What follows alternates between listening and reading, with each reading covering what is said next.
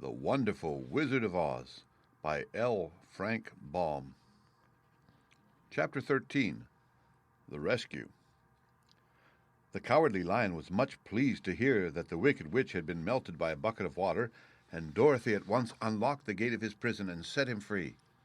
They went in together to the castle, where Dorothy's first act was to call all the Winkies together and tell them that they were no longer slaves.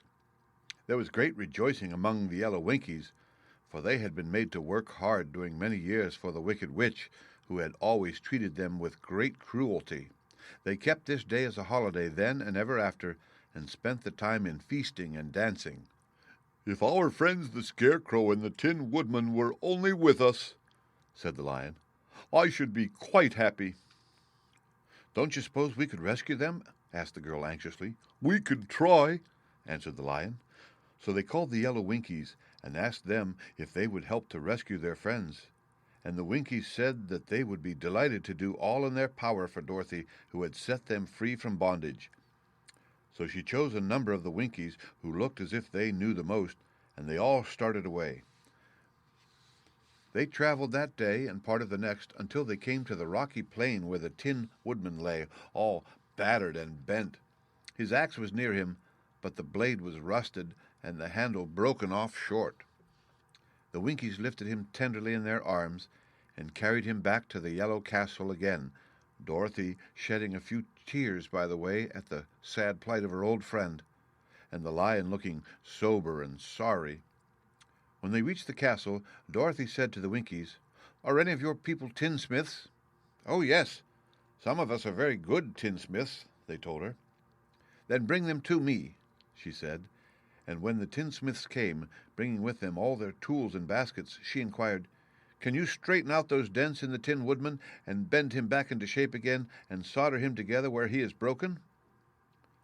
The tinsmiths looked the Woodman over carefully, and then answered that they thought they could mend him so he would be as good as ever. So they set to work in one of the big yellow rooms of the castle and worked for 3 days and 4 nights, hammering and twisting and bending and soldering and polishing and pounding at the legs and body and head of the Tin Woodman, until at last he was straightened out into his old form and his joints worked as well as ever. To be sure, there were several patches on him, but the tinsmiths did a good job, and as the Woodman was not a vain man, he did not mind the patches at all. When at last he walked into Dorothy's room and thanked her for rescuing him, he was so pleased that he wept tears of joy, and Dorothy had to wipe every tear away carefully from his face with her apron so that his joints would not be rusted. At the same time, her own tears fell thick and fast at the joy of meeting her old friend again, and these tears did not need to be wiped away. As for the Lion, he wiped his eyes so often with the tip of his tail that it became quite wet, and he was obliged to go out into the courtyard and hold it in the sun until it dried.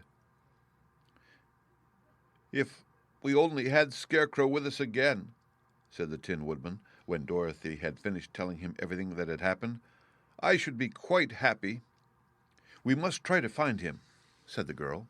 So she called the Winkies to help her, and they walked all that day and part of the next until they came to the tall tree in the branches of which the winged monkeys had tossed the Scarecrow's clothes. It was a very tall tree, and the trunk was so smooth that no one could climb it. But the Woodman said at once, "I'll chop it down, and then we can get the Scarecrow's clothes."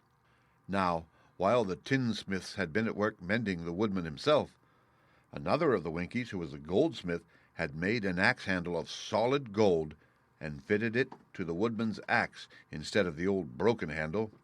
Others polished the blade until all the rust was removed and it glistened like burnished silver. As soon as he had spoken, the Tin Woodman began to chop, and in a short time the tree fell over with a crash, whereupon the Scarecrow's clothes fell out of the branches and rolled off on the ground. Dorothy picked them up and had the Winkies carry them back to the castle, where they were stuffed with nice, clean straw, and behold, here was the Scarecrow, as good as ever, thanking them over and over again for saving him. Now that they were reunited, Dorothy and her friends spent a few happy days at the Yellow Castle, where they found everything they needed to make them comfortable. But one day the girl thought of Aunt Em and said, "We must go back to Oz and claim his promise." "Yes, said the Woodman. "At last I shall get my heart."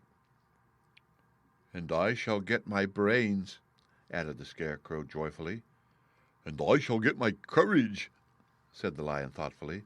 "And I shall get back to Kansas," cried Dorothy, clapping her hands. "Oh, let us start for the Emerald City tomorrow."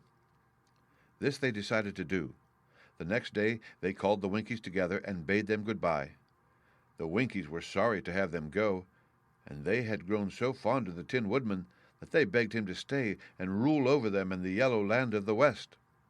Finding they were determined to go, the Winkies gave Toto and the Lion each a golden collar, and to Dorothy they presented a beautiful bracelet studded with diamonds, and to the Scarecrow they gave a gold-headed walking stick to keep him from stumbling, and to the Tin Woodman they offered a silver oil can inlaid with gold and set with precious jewels. Every one of the travelers made the Winkies a pretty speech in return, and all shook hands with them until their arms ached. Dorothy went to the witch's cupboard to fill her basket with food for the journey, and there she saw the golden cap.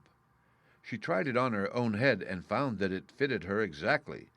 She did not know anything about the charm of the golden cap, but she saw that it was pretty, so she made up her mind to wear it and carried her sunbonnet in the basket. Then, being prepared for the journey, they all started for the Emerald City, and the Winkies gave them 3 cheers and many good wishes to carry with them. The end. Read by Rick Kishner for Lit2Go on the web at fcit.usf.edu.